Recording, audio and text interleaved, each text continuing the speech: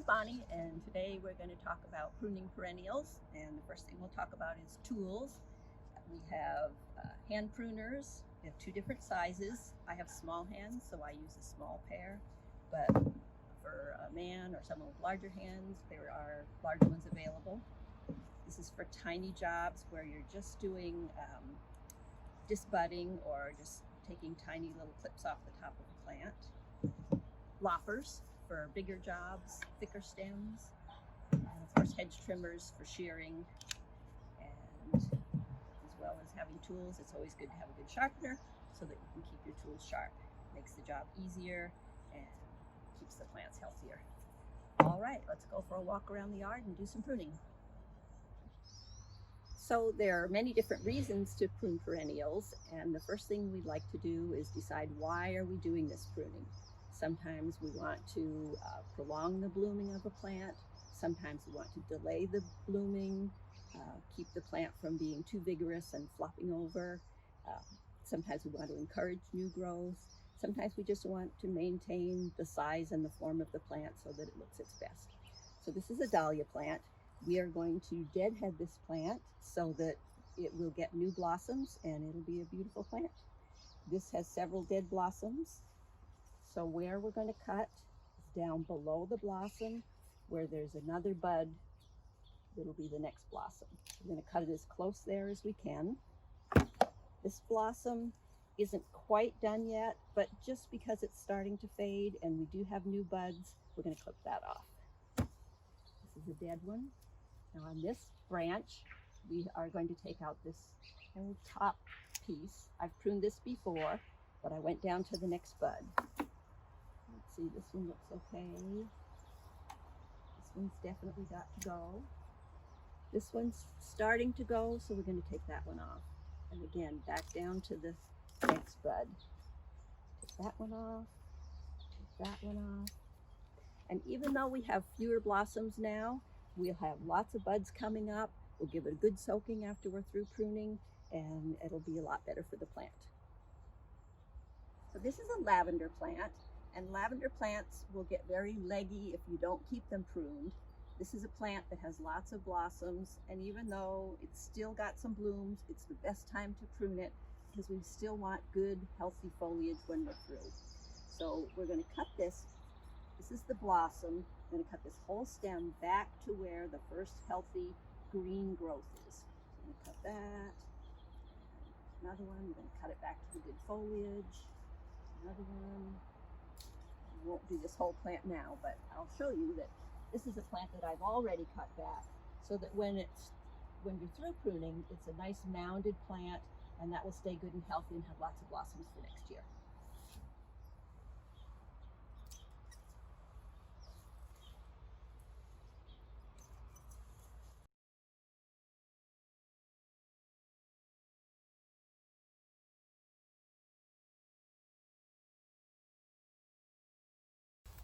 Now this is a crinum lily, and some plants, if you prune them and cut them back, they'll produce more blooms. If you only have one stalk and all of the lilies are going to be the same, if you cut this off, it's not going to put out any more blossoms. It's not going to put out a new stalk. It's done. Now this plant's pretty well through blooming, so if I cut this off, it's just done for the year. So we're going to cut this off to prevent it from going to seed, and I'm just going to cut it here at the top. And that way the plant still has the stem, it has the greenery, and that will help to improve the health of the bulb so that next year I'll get a bigger plant and I might get more than one stalk.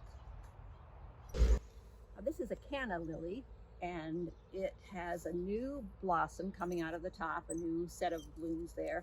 This is already through blooming, and these are seed pods. So to keep the plant from putting all of its energy into seed, we're going to cut this off right here and leave it so that it can make a new bloom.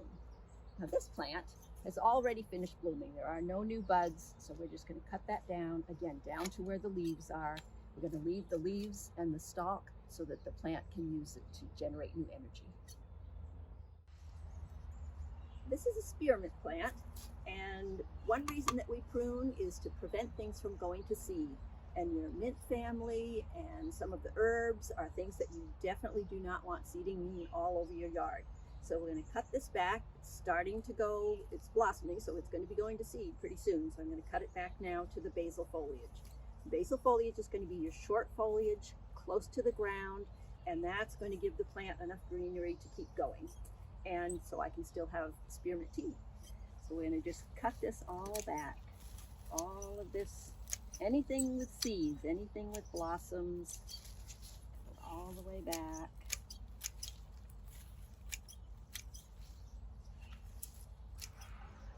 I'm not being particular about how I cut it because it's a mint and it will grow vigorously.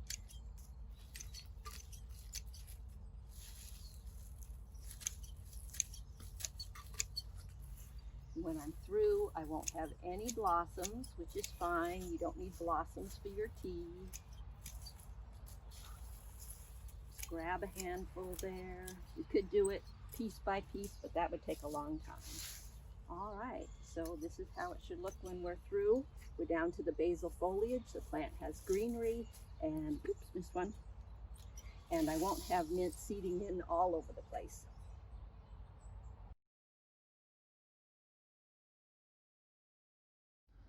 This is a Japanese anemone, and some plants you like to keep some of the seed heads just because they're appealing.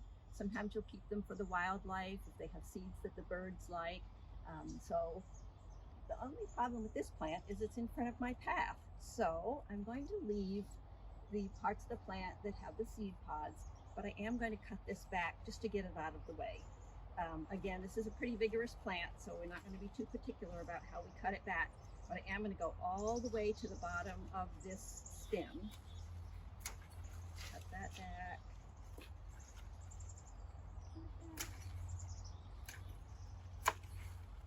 This isn't going to hurt the plant. Sometimes it's just in the way. All right, and I'll cut that later on. But we are going to keep the part of the plant. Even once the petals are gone, that'll be nice looking.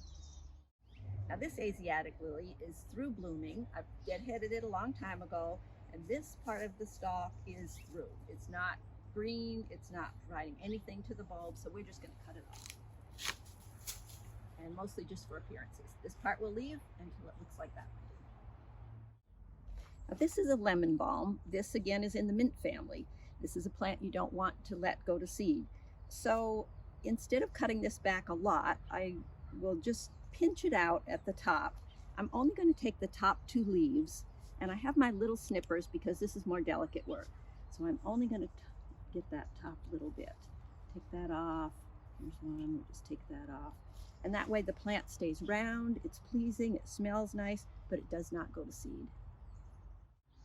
This is another lemon balm plant, and I have not been as fastidious with this plant as I have with the previous one. So we have some of it that's already flowered and starting to go to seed. So this has got to get cleaned up.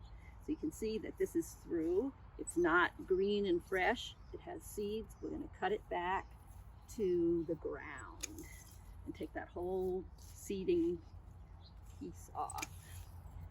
We have 3 of those. Cut that back. And then on the last plant, we just snipped the top 2 leaves and pinched that out.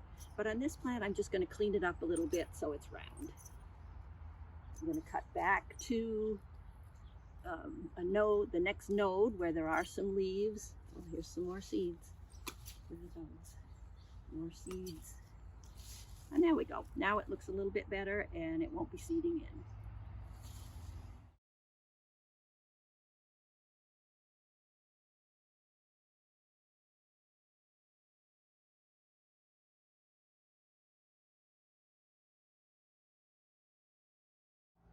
This is an aster plant. This is a tall plant, and some things need to be cut back earlier in the year before they set buds so that the plant doesn't flop. Now, this top part has not been pruned at all and is blooming nicely, and my rabbits have actually helped me to prune this plant down. We have a nice lower level here that's full of buds. It hasn't blossomed yet, but when this is through blossoming, this will start to bloom. And then they've cut me some nice short ones in the front.